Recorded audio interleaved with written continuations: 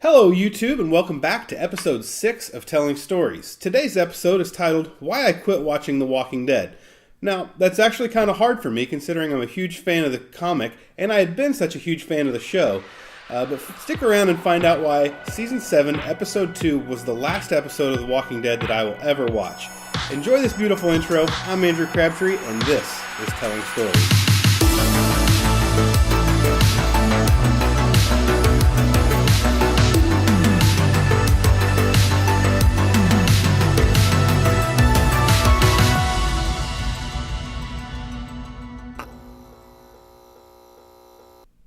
Alright guys, welcome back. Thank you so much for watching, and if you're a subscriber, thank you so much. You don't know how much that means to me. And if you aren't, maybe you could hit that button.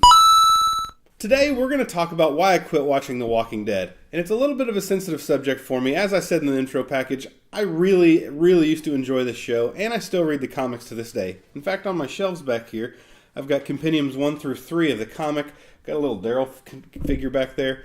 But I just kind of got fed up with the show and quit cold turkey after Season 7, Episode 2, titled The Well. So I'm just going to get right into it. I'm not going to spend any time telling you why I think this show used to be great, because it was, and I think the ratings reflect that, and I think that the ratings actually also support where I'm going with this episode and why I quit watching. So without further ado, let's get into it.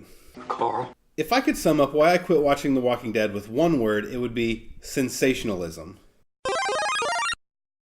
Some internet dictionary that I looked up defines sensationalism as subject matter, language, or style producing or designed to produce startling or thrilling impressions or to excite and please vulgar taste.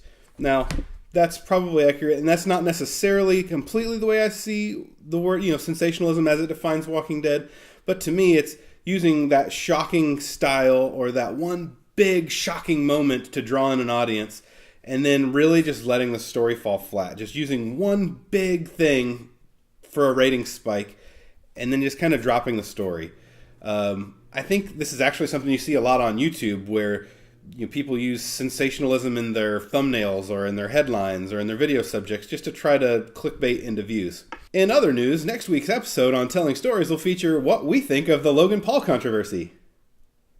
But no, really, I do think that sensationalism has destroyed The Walking Dead and the producer and story writer's ability to actually tell a cohesive story that keeps you drawn in over the course of an entire season. Now, I found these interesting graphs that actually show viewership episode to episode all through the series. So I think when we really start looking at sensationalism in The Walking Dead, it starts with Season 4. And if you look at this graph, you can see what I mean, where we actually start to see these big spikes at the season premiere, the mid-season premiere, and the finale. And then all the episodes in between that really fall off and kind of tank. And you just get this culture of people coming back and only watching the real big episodes where something major happens, and then the storytelling falls off and everything kind of gets boring. So we've looked at the chart for The Walking Dead, and we can really see seasons 4 and through the rest of the show where we get these big rating spikes, where there's big sensational moments. And so I talked to some friends about this and shared my opinion, and their response was, well, doesn't every show kind of do that? And I thought about it, and to a point, yeah, you want the premiere and the finale to be big moments, but I don't think that the curves, as drastic as The Walking Dead are showing, are healthy. So I did some research and I compared it to 2 other shows. One that was a major show on the same network, and another show that was on a different network but has maybe the same similar audience or demographic. So the first show I compared it to was another A&E show, Breaking Bad, which I know that it's not comparing apples to apples necessarily, because the first several seasons of Breaking Bad were very underwatched, and it wasn't necessarily A&E's flagship show. But as the audience grew, you can see that the curves still trend up, that you get more and more viewers, not huge spikes and valleys like you do with The Walking Dead. So same network, very different stories that these graphs tell. Now, I also went and I looked up a graph for Game of Thrones, which I feel like shares a similar audience to Walking Dead. And that graph... Now, this graph shows some minor spikes on premieres and finales, but it's really pretty similar to what I would actually expect for a show, not these huge spikes that The Walking Dead sees.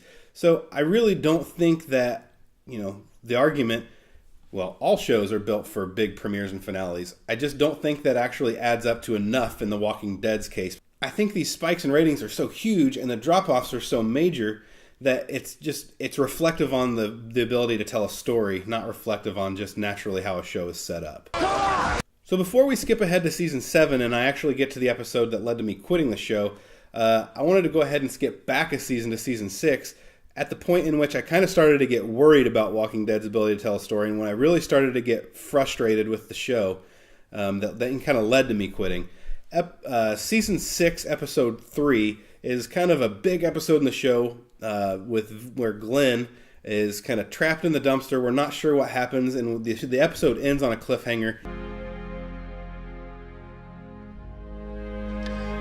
And all across America, everybody's like, what happened to Glenn? So, me too, I spend all week saying, what happened to Glenn? But you know what I didn't find out in season 6, episode 4 of The Walking Dead? What happened to Glenn? Episode 4 of season 6 of The Walking Dead didn't even have any of the main characters in it. We jump all the way over here to what's going on with Morgan and Eastman. You have to believe your life is precious, that all life is precious. Who we haven't seen Morgan since what, season 1? And it was just really frustrating to me. I thought that episode had slow pacing and it just played with an audience that was really captivated, and I think it really lost momentum for the show. Now, I know critically, a lot of critics, that episode with Morgan and Eastman scored really well, and maybe on an island by itself, it's a good episode, but in the context of being directly after this major event with Glenn in the dumpster, it just really frustrated me, and I know a lot of other people that it did as well, and to me, that was kind of the beginning of the end for Walking Dead. Skip ahead to season 7, episode 1. It was probably the most dramatic episode in the show's history. We ended season 6 on a cliffhanger with Negan and all these characters, and who's Negan going to kill? And that was the next big question that The Walking Dead left on a cliffhanger was, who's Negan going to kill? Now, having read the comics myself, I had a pretty good idea, but I also know that The Walking Dead show sometimes will fly right in the face of the comic just to keep me guessing. So I spent all off season, just like everybody else, thinking, who's Negan going to kill? So, season 7, episode 1, we have this huge episode where it ends with Negan killing Glenn and Abraham. And they followed that up with maybe the most boring episode of all time with season 7, episode 2, where we follow Carol and Morgan. What is it about Morgan and being in these boring follow-up episodes? And it was just the biggest fall off in action. I thought that season 7, episode 2, titled The Well, I thought it was just paced so slow, and it was just boring and excruciating to watch. I really didn't even finish the episode, and I didn't even get to them meeting Ezekiel, which is a character I liked from the comics. I just quit. And literally, when I turned that episode off 3/4 of the way through season 7, episode 2, The Well, I literally haven't watched another minute of The Walking Dead since.